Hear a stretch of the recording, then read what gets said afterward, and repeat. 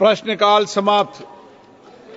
माननीय सदस्यगण, मुझे निम्नलिखित माननीय सदस्यों के स्थगन प्रस्ताव पर सूचना प्राप्त हुई है।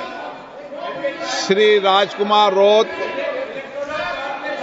Shri Hibi Eden, advocate Dean Kuriakose, Benny Behanan, Anto Antony, Gaurav Gogoi, Manish Tewari, Dharmendra Yadav, Daroga Prasad Saroj, Aditya Yadav, Chhote Lal, Ram Prasad Chaudhary, Rajiv Rai, Pushpendra Naresh Chandra, advocate Priya Saroj. अगर आप तख्ती लेकर आएंगे तो सदन नहीं चलेगा। मैं कह रहा हूं, आप तख्ती या तो नीचे रख दें, नहीं तो सदन नहीं चलेगा। आप तख्ती नीचे रख दें, तख्ती नीचे रख दें। आप अखिलेश जी, आप इनको तख्ती नीचे लगा दें।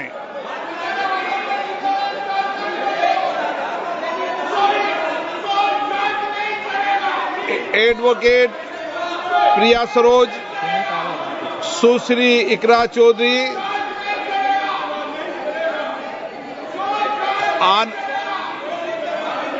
आनंद भदौरिया, सौगत राय जी, कोडी कोनल सुरेश। मैंने स्थगन प्रस्ताव की किसी भी सूचना की अनुमति प्रदान नहीं की गई है।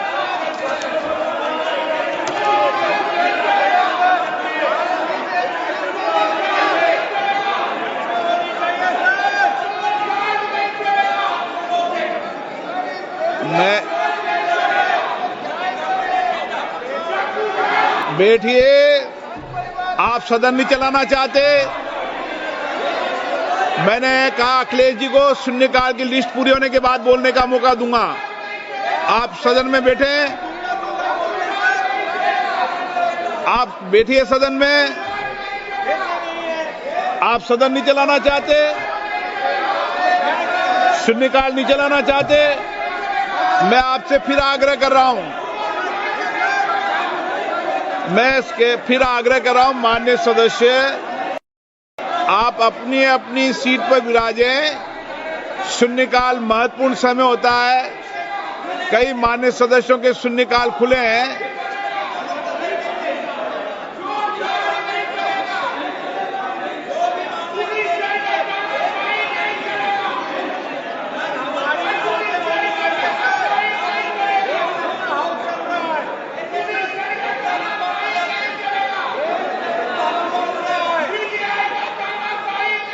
सदन, आप सदन नहीं चलाना चाहते।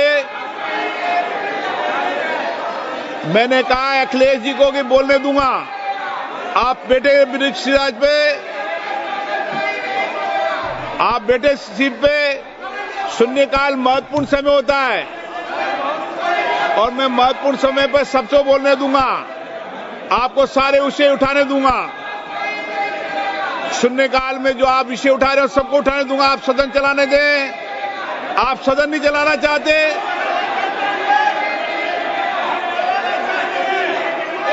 आप सदन में गतिरोध पैदा करना चाहते हैं। शून्यकाल महत्वपूर्ण समय होता है। सभी माननीय सदस्यों को पर्याप्त समय पर्याप्त समय होता है। नारेबाजी लेने के लिए नहीं भेजा आपको। नारेबाजी करें सदन के बाहर, नारेबाजी सदन के बाहर करिए। सदन में नारेबाजी करने की अलाउ नहीं है। अगर इधर नारेबाजी करेंगे, सदन को गतिरोध करेंगे, सदन नहीं चलेगा। सदन व्यवस्था से चलेगा, नियम प्रक्रियाओं से चलेगा। नारेबाजी करने के लिए सदन नहीं है। सदन की कार्रवाई, फिर मैं आपको मौका दे रहा हूं, एक बार बैठ जाइए, फिर बोलना मौका दूंगा। सदन की कार्रवाई,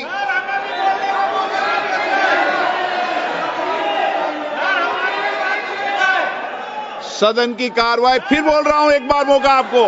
नारेबाजी का मौका नहीं, नारेबाजी का मौका नहीं दूंगा। आप जाकर बैठे। छोटे लाल जी, अगर प्ले कार्ड लेके आएंगे तो सदन नहीं चलेगा और नारेबाजी करेंगे तो भी सदन नहीं चलेगा। सदन सदन मर्यादा से चलेगा, नियमों से चलेगा। श्री गौरव गोगोई जी।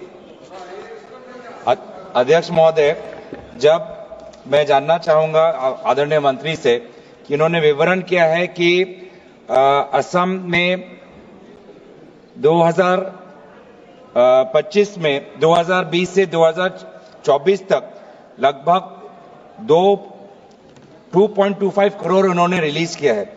लेकिन आज से 2-3 साल पहले जब असम, आज से 4 साल पहले लगभग 21-22 के साल में जब अफ्रीकन स्वाइन फ्लू आया तो बहुत से जो किसान हैं इन्होंने ये जो इंडस्ट्री है पिग फार्मिंग का वो करने से वो डर गए हैं, क्योंकि इतना उनका नुकसान हुआ और कॉम्पनसेशन मिलने में बहुत देरी हुई। मैं विशेष रूप से जानना चाहूंगा कि क्या सरकार के पास तथ्य है कि कितने किसानों को इन्होंने ये कॉम्पनसेशन 2022-23 में दिया, और क्या पिग प्रोडक्शन में इस अफ्रीकन स्वाइन फ्लू के बाद आने से क्या इन्होंने कोई गिरावट देखी, डिक्रीज देखा? इसका मैं विवरण मंत्री से जानना चाहूंगा। अध्यक्ष महोदय, life stock health disease control programme के तहत पिछले 5 वर्ष में जो असम में जारी किया गया है उसमें 11,561 लाख रुपए जारी किया गया है। लंबित यूसी 1320 लाख की है। आपके किसानों पशुओं की चिकित्सा ठीक से हो सके इसलिए मोबाइल यूनिट हैं 159 हैं। लाभान्वित किसान जो असम में इस दौरान हुए हैं वो 2,07,000 हैं और जो पशुओं का ट्रीटमेंट हुआ है वो 4.82 लाख का। ASCAD के अंतर्गत जो LSD के लिए टीकाकरण 10 लाख किया गया है और NADCP national disease control programme के तहत टीकाकरण में FMD 187.14 लाख का। नहीं, इसमें कोई मुआवजा थोड़ी दिया जाता है जी। मुआवजा 23-24 में 75 लाख रुपए दिया है। ये अफ्रीकन स्वाइन फीवर के बारे में बात की है जिसमें असम में इसमें सर 50% केंद्र सरकार और 50% राज्य सरकार देता है।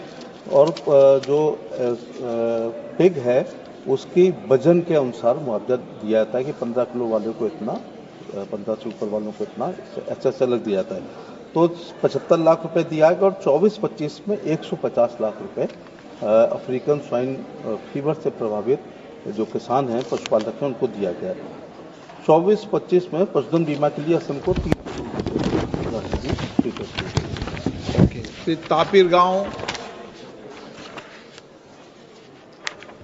Honourable speaker sir, thank you very much. मंत्री जी ने जवाब में एनिमल स्टॉक पिगारी का प्रिवेंटिव मेजर में बहुत कुछ अच्छा से रिप्लाई दिया है। मैं मंत्री जी से और गवर्नमेंट ऑफ इंडिया से ये जानना चाहता हूँ, कोरोना काल में जैसे वैक्सीन निकला है वैसे अफ्रीकन स्वाइन फीवर में गवर्नमेंट ऑफ इंडिया वैक्सीन निकल रहा है क्या, इसमें प्रयास कर रहा है क्या, ताकि जो फोर्ट कार्निवला में ह्यूमन में स्वाइन फ्लू का इफेक्ट हर साल एक फेनोमेना होता है, इसका प्रिवेंटिव मेजर के लिए गवर्नमेंट ऑफ इंडिया या मिनिस्ट्री कोरोना वैक्सीन जैसे स्वाइन फ्लू का एक वैक्सीन निकल रहा है क्या? अध्यक्ष जी, जहां तक अफ्रीकन स्वाइन फीवर से पीड़ित पिग का मामला है उसकी अभी कोई वैक्सीन कॉमर्शलाइज नहीं है। लेकिन भारत में क्लासिकल स्वाइन फीवर जो शुगर में आता है उसकी CSF वैक्सीन है और पूरी तरह मोदी जी की सरकार में ये वैक्सीनेशन प्रोग्राम है, ये 100% फ्री केंद्र सरकार से, चाहे वो FMD हो, ब्रुसेलोसिस हो या PPR हो, अथवा ये जो हमारे भारतीय जो शुगर है उनमें ज़्यादातर क्लासिकल स्वाइन फीवर होता है। तो 80 लाख वैक्सीन 80 लाख वैक्सीन हम लोग लगा चुके हैं। लेकिन जिस वैक्सीन की बात आप कर रहे हैं अफ्रीकन स्वाइन फीवर की, उसकी वैक्सीन अभी तैयार नहीं हो पाई है। क्वेश्चन नंबर 426 डॉक्टर नामदेव किसान। माननीय मंत्री जी, माननीय सदस्य Sir, India is a most favored nation for this tariff and ये कृषि उत्पाद के ऊपर जो आयात शुल्क है वो 39% है एट एन एवरेज और अमेरिका 5% चार्ज करती है। गवर्नमेंट ने 2023 में सोचा कि एग्री हुई, गवर्नमेंट तैयार हुई कि वो टैरिफ कम करेगी, तो सरकार कितना टैरिफ कम करेगी और वो टैरिफ कम करने की सरकार ने सोची है क्या, ये मैं सवाल पूछना चाहता हूं। माननीय अध्यक्ष जी, जहां तक टैरिफ का सवाल है, मैं माननीय सदस्य को अवगत कराना चाहता हूं कि ये टैरिफ पॉलिसी और इम्पोजिशन ऑफ टैरिफ्स बड़ा डायनेमिक है और सभी लोगों का दृष्टिकोण, हमारे किसान, हमारे कंज्यूमर्स और इंटरनेशनल कम्पिटिटिवनेस सभी का ध्यान रखते हुए टैरिफ्स इम्पोज किए जाते हैं। और जो पॉलिसी है भारत सरकार की, उसमें हम प्रयास करते हैं कि हमारे डोमेस्टिक इंडस्ट्री, उनके हितों की रक्षा रहे, हमारे एक्सपोर्ट्स वो ज्यादा बढ़ावा उनको मिले, हम ज्यादा इन्वेस्टमेंट्स को अट्रैक्ट कर सकें, हमारी सप्लाई चेन्स ग्लोबल कम्पिटिटिवनेस बनी रहे, हमारे इनपुट कॉस्ट ऑफ प्रोडक्शन वो ज्यादा सही कम मात्रा में मिले, ताकि हमारा जो फिनिश्ड प्रोडक्ट है वो अंतर्राष्ट्रीय बाजार में कम्पिटिटिव रहे। हम ग्लोबल सप्लाई चेन्स, जहां किसी और देश में टैरिफ लगते हैं, तो हम भारत को वो देश बनाना चाहते हैं जो विश्व की चॉइस हो और यहां लोग आके निवेश करें। जहां तक कृषि का सवाल है, कृषि में भी क्योंकि बड़ी सेंसिटिव चीज है और प्रयास हम यही करते हैं कि हमारे किसानों की रक्षा, उनको मूल दाम और साथ ही साथ बहुत से ऐसे कदम उठाए हैं। खासतौर से अभी हाल ही में प्याज के ऊपर मैं बता सकता हूं कि जहां मंडी के दाम कम हुए हैं तो सरकार ने कदम उठाते हुए, चलिए धन्यवाद।